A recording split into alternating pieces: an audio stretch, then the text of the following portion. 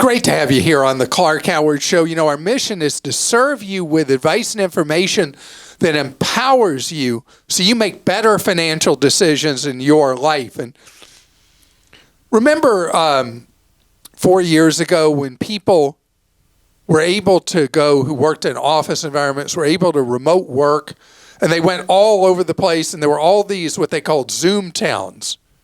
And now a lot of those Zoom towns that boomed are now in bust, because when people went back to it, so many employers having to work 3 days a week in the office, it ended up emptying out a lot of the distortions in those Zoom towns, and the real estate came back down to earth some, and it did make a change one way and then not all the way back the other way. But now there's a new trend I want to tell you about that I discovered by accident, and now I've got real meat on the bones about how this might work in some people's lives.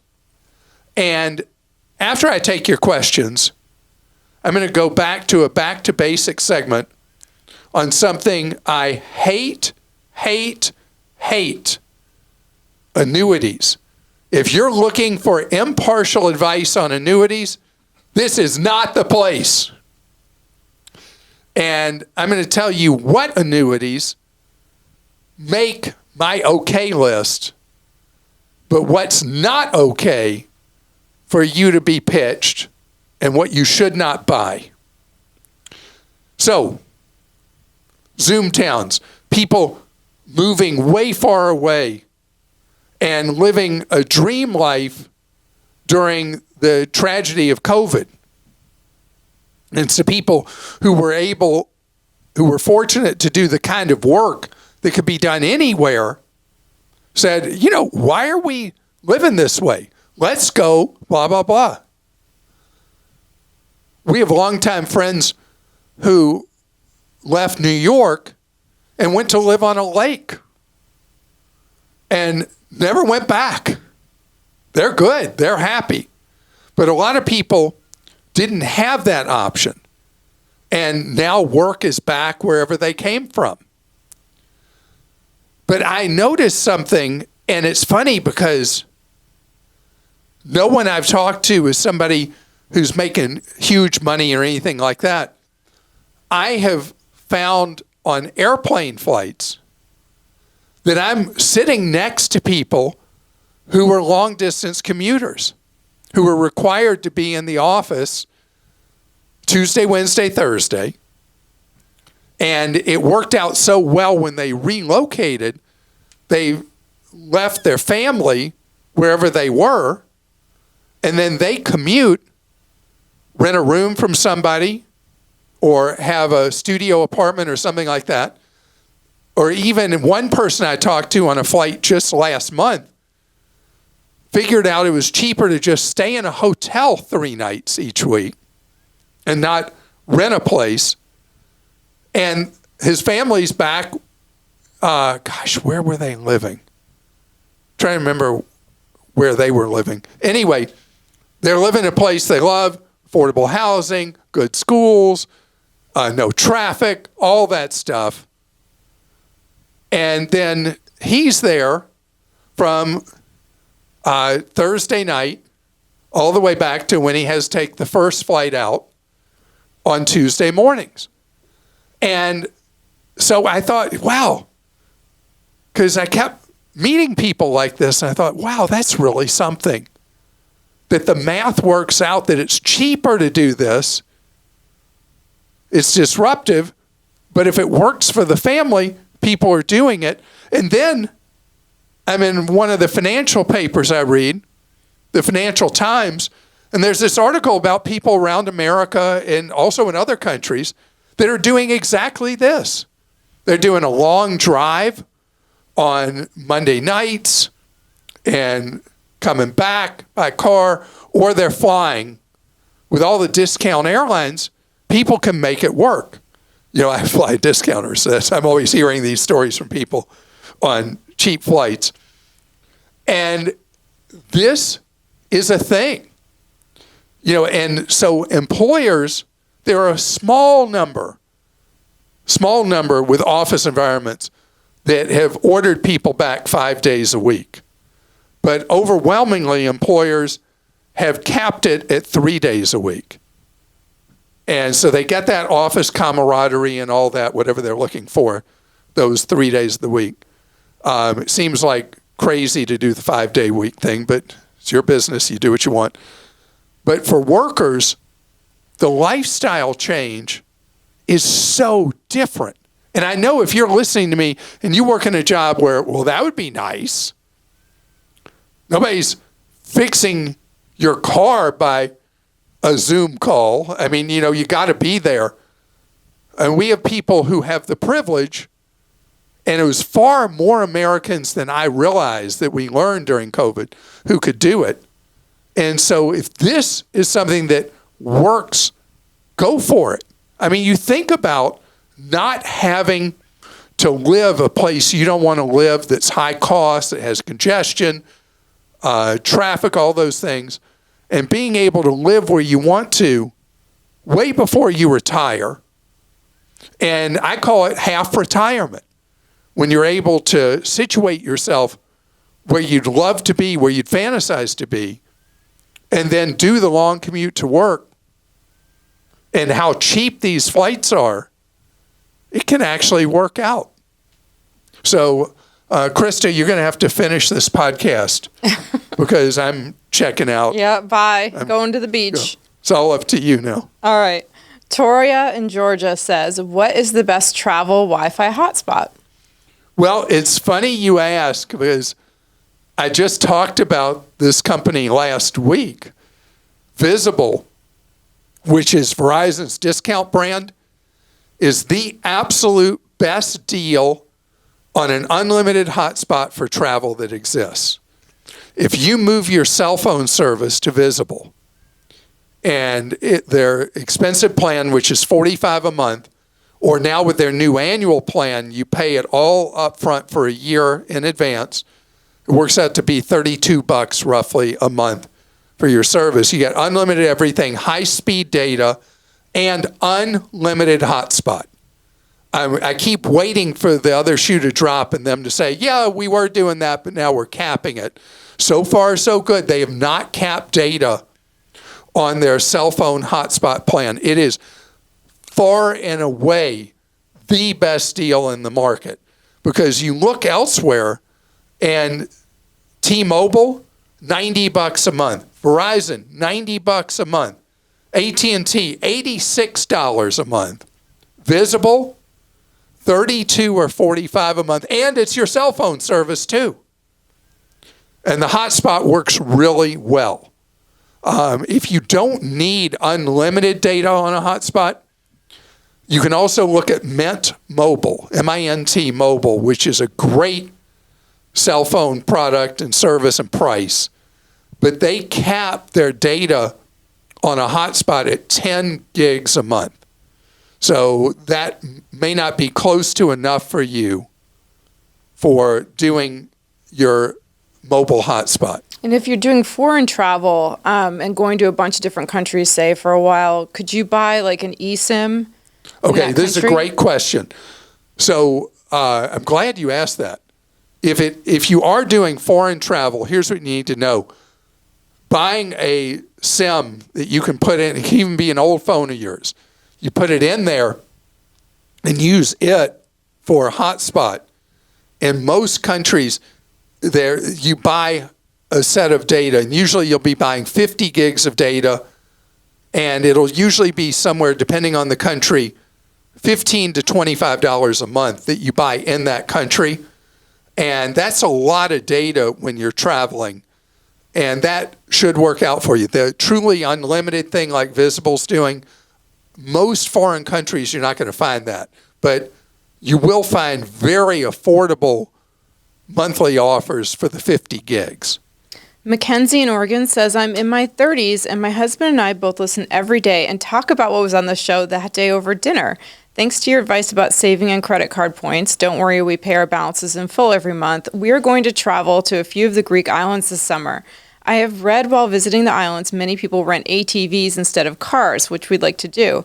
Do you know how insurance for these work? We have credit cards that have great supplementary insurance for cars, Amex Platinum Venture X, but do these cover ATVs as well? Also, do you have recommendations on the best place to find and read reviews for the rental shops? From the research I've done, it seems like they're all pretty much small, one location, locally owned rental shops. Yeah, if you go on Reddit and you read about this, about the ATVs, which are so popular on a lot of the Greek Isles, which I discovered years ago when we were in the Greek Isles. The Redditors will tell you how lousy these small family-owned rental shops are for the ATVs. And so I don't know where you'd find, I don't even know if on TripAdvisor, if you put in a Greek Isle, if you'd find reviews. Maybe you would for the ATV rental services. You should. You think you'd find them on TripAdvisor? I would think so, yeah. So you could try that. As for the insurance, this has been something that people have found out in tragic circumstances where there's been an injury on an ATV that you're not insured any which way for that. And there are obscure specialty insurers that will sell travelers coverage for ATVs. And you're going to have to, whatever search engine you use, you're going to see a lot of junk first, but then look down, you'll find some policies you can buy that will cover an ATV rental. And it's not so much damaging the ATV. The real damage is to you, and that's the cost that you have to make sure you have insured. The credit cards you have, you mentioned Amex Platinum Venture X. They will not cover you, as best I know, for any kind of recreational kind of activity like an ATV. So you would need one of these policies that are not expensive when you buy one of these standalone ATV policies. What about just a medical policy to cover that trip in general? It would depend on the terms, because many of them exclude, what do you call adventure kind of activities, yeah. whatever you call that. There may Something be to an look exclusion into. from coverage for extreme sports, whatever, which I think they consider ATVs to be. ATVs are so fun to ride, but they do have obviously a serious danger element to them. So maybe check Insure My Trip for that? No, Insure My Trip, I've never seen, maybe it's there, but I've never seen coverage for something like an ATV. Well, I was thinking like for a medical policy, just to check and see. See what the exclusions would be. Tracy in North Carolina says, you discussed rounding up for charity when checking out at various businesses. Do those businesses receive a tax credit for donations made by their customers? They do not. What they do get is they get publicity from the charity that does everything they can to give as much positive glow to the company. So you're giving the money, the company gets the glow, the charity gets the benefit of the donations. And that's all the businesses are after, is positive imaging. Or there may be a family connection where somebody at the business is really into this particular charity, so that's why they pick that one for the roundup or the donations. But no, if they're taking a deduction on it, they're breaking the law. Odds of that pretty much zero that they would play that game. Speaking, though, of playing games, how about annuities? Those games that they play, they win, you lose, and the joke's on you straight ahead. I despise annuities. Almost every kind of annuity out there. Annuities are a product that is sold, not bought. What does that mean? That means if there weren't salespeople pitching them, there wouldn't be consumers buying them. Because annuities are a product that generally has poor tax treatment under the tax code, has gigantic commissions built into it, unbelievably high ongoing expenses, and if later your circumstances change in your life or you realize oops, I shouldn't have bought this, you are subject to a horrendous fee known as a surrender charge that can last as long as 15 years. Buying an annuity is going in, what's Hotel California? You can check out, but you never leave. Annuities are terrible, terrible Frankenstein monster products, almost without exception. Now, why do I hate them so much? Because first of all, they're sold by people whose incentive is the money they receive for selling that particular annuity from that particular company, and that version that pays bonuses, override commissions, and all the rest. They are not sold based on your need. They are sold based on the salesperson's need for income for his or her life. And annuities have contracts with them that normally are nearly 200 pages long of legal speak. The insurance salesperson coming to you trying to sell you the annuity will show you what's known as a policy illustration. Insurance companies are regulated by the states. And in most states, the insurance commissioners or insurance official handpicked by the industry. And so the insurance regulator, the insurance department in a state, will approve what's known as an illustration that will show you that your money, no matter what you do, is going to the sky. And if you buy this annuity, I mean, it's unbelievable. You're going to put in this money and you're going to have untold riches.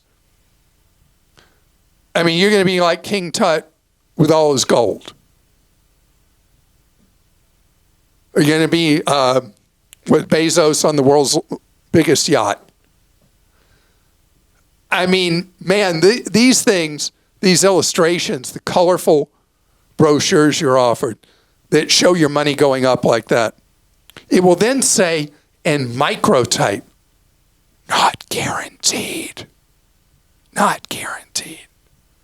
And what do they tell you about all the fees and all the gotchas? Well, they do tell you in that nearly 200-page legal disclosure that a lawyer couldn't understand. But let me tell you a little secret. The salesperson selling it to you, he or she doesn't know either what that contract means. They don't know the gotchas. They just want the free trip to Hawaii that comes with selling so many of them in a period of time. The insurance salespeople are going to push indexed annuities, especially right now, in a quote-unquote time of uncertainty in the world. When is there not uncertainty in the world? When are there not unexpected, terrible events, along with very good events that don't get coverage? So it's always the greatest pitch. And with the index stuff, they're going to say to you, you know what? We're going to guarantee you upside of the stock market, but we're going to protect you from losses. That's why they're so popular. Because if I'm somebody who I want the benefit of what, because being an owner is where wealth flows, but I'm also really nervous because stock market goes up, goes down like the scary part of the roller coaster, and then I don't know when it's coming back up. So I buy this index annuity. I have bought peace of mind. I am good. I am safe.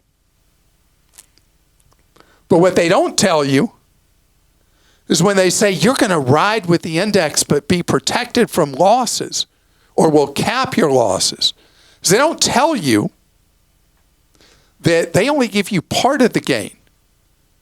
They cap your gain. And they charge you fees that are usually 50 to 100 times what the fees are if you buy a low-cost index fund. And they don't give you the dividends, which are a big chunk of what you make in the stock market. So yeah, it's true, they give you part of the gain of the market, but they only give you part of that picture anyway since you're not getting the dividends. And then they charge you these ginormous expenses, and you're their prisoner for 15 years, and you may be subject to higher tax rates on it, usually you will be, than you would be in a simple index fund. All for the protection that you won't lose money in a down year, or you'll lose only this much in a down year. And you're stuck with them for 15 years. If you buy a fund, how long do you have to hold it? Well, you can sell it the next day. And there's no penalty for that. And with stock trading being free, it's simple, easy.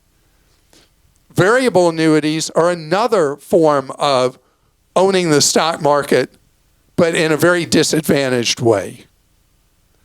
And then fixed annuities are the one part that might have certain products that are okay. And I've talked about two kinds. One is where more and more employers are offering you an option in your 401k that you work at a place that has no pension, and you're uncomfortable when you can retire and you're going to be okay. You can take a portion of your 401k, or normally people wouldn't do all of it, but take a portion of it, and you can turn it into the equivalent of a pension, where you'll get money every month for as long as you live. It can be a second to die that your spouse also gets money for as long as you live. And so it gives you, in addition to Social Security, you also have a set check you're going to get every month for the amount of money you put into that, what's known as an immediate annuity or retirement annuity. And it's just a simple payment where the insurance company guarantees to pay forever. Salespeople don't talk about them because the commissions on those are like nothing. Another kind is a longevity annuity. We don't know how long we're going to live. So you can buy one really cheap that doesn't pay you anything if you die before age 80 or 85. But it means once you hit 80 or 85, you can be destitute at that point because the money you get from the insurance company will provide for your life the rest of your life, however long that is. Because so often with money, it's the risk of living too long, not too short. So if I bought a longevity annuity and died before it made the first payment, I mean, you're going to have regrets? No, you're dead. I don't care about that. But having the income there moving forward is fine. But just understand, you're not going to hear about those from an insurance salesman because the commissions are so pitiful. What you're going to hear from them is you're going to hear about index annuities, fixed index annuities, variable annuities, and the answer is no annuities of those kind. What happens? This comes up every time I trash annuities. What if you're already in one? Odds are you may need to stay a good while because of that surrender charge. The huge fees they charge you to exit may be such that you just may need to say, well, wish I hadn't done that, but I'm there, and wait for the surrender charge to run out, and then you get out of Dodge. You can get out of Dodge tax-free if you move the money to one of the organizations that has ultra low-cost annuities, because again, you've checked into Hotel California, you can't really get out without tax issues. And so if you don't need the money at that point in your life, you can do what's known as a 1035 exchange, where you move it to a low-cost provider like TIAA or Fidelity Investments and get it out of whatever insurance company you were under. And I know this is a lot to absorb, but I want in your head, remember, whose interests are they after? Their own. The insurance industry fights tooth and nail against ever having to be a fiduciary. The insurance industry does not want its salespeople to have to do by law what's in the best interest of you as a customer. I can't call you an investor doing stuff with an insurance company. If they really cared about you and cared about doing what was right for you, they would, with open arms, embrace meeting the legal standard being a fiduciary. But the insurance industry won't. End of story. Christa? Okay, let's go to some questions. I have no opinions here on this, right? Randy in Connecticut says, my wife won't believe me, but she would believe you that she needs to drop her Medicare insurance provided by the town school system where she was employed prior to retirement. The annual premiums are $7,800 compared to my Medicare Advantage. $7,800? Compared to my Medicare Advantage plan of $0 in premiums. I know you call them disadvantage plans, but the maximum out-of-pocket for the plan I'm in is $7,200. Additionally, all 3 of the local hospitals and their doctors are covered by my plan. It pains me to no end writing quarterly checks to pay this premium when even under the worst case scenario with copays, we would still be paying $600 less. I had both knees replaced last year, at least 30 PT appointments in addition to several specialist visits, and my copays were less than $2,500. Am I wrong? Are you wrong? No, I'm not going to tell you you're wrong, but I am going to tell you the potential risks of the move. So right now, you said all 3 local hospitals are covered. Your doctors have been covered by the plan. The thing that's the unknown, Advantage plans, the insurers that offer them are hurting right now. A lot of them are losing money. They certainly aren't making the land office money they used to. So what the Advantage plans have been doing one by one is they've been restricting their hospital lists, their doctor lists, and their specialist lists. So as long as your wife's healthy, and as long as the Advantage plan you're in continues to cover the hospitals and doctors you need, it's crazy to pay the $7,800 a year. The problem comes is that at any point, the Advantage plan you're in could say, well, that was nice. So now we're only going to cover this hospital. We're only going to cover these doctors. We're going to require pre-cert for this, that, and the other. And they may deny something as medically necessary in order to balance their books. But you're stuck once you go into the Advantage plan, which is why I call them disadvantage plans. So they can change the game on you. And then if your wife can't later pass medical underwriting, she can't go back and get a Medigap plan unless your state allows for people to re-enroll without medical underwriting, of which there's only 4 states, I think all of which are in New England. Oh, maybe so Connecticut. If you check, and in the state of Connecticut, you're allowed to go back without medical underwriting, then your advice to your wife is right. And you make the switch because it's a almost zero risk switch to do that. And you wouldn't have to worry about the plan suddenly throwing the curveball, limiting stuff, and you're like, I want out of here. You'd be able to get out. So if Connecticut is a state that allows, without medical underwriting, to go back into a Medigap later, then definitely your wife should move from the school board plan to the Advantage plan you're in, knowing that if it does become a problem, you can round trip. If it doesn't, then you got to consider the money, if your wife's more comfortable in what she's in, is almost like its own insurance plan against the possibility of change later with the Advantage plan. That was a long way around the barn, right? That's okay. But there's only 4 states, as I know of, that allow that. And I want to thank you so much for joining us today. I hope you have an absolutely great day moving forward.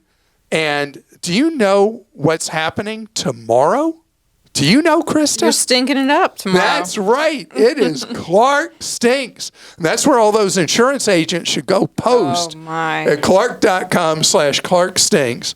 And if you do want your post to be read by Christa, drop all the 4-letter words in your rage at me about annuities as you rage back at me. Keep it clean so Christa can read it. It'll be read tomorrow. I have a backlog. Yeah, but if you want those read on a future Clark Stinks, remember, keep it short, keep it clean. We're a family show, no cussing. You can cuss at me in person if you see me. Well, you always say annuities is a cuss word. Annuities are a cuss word. They may not be 4 letters, but they're a cuss word. Again, thank you for joining us. Remember, save more, spend less, avoid getting ripped off, and join us tomorrow for Clark Stinks.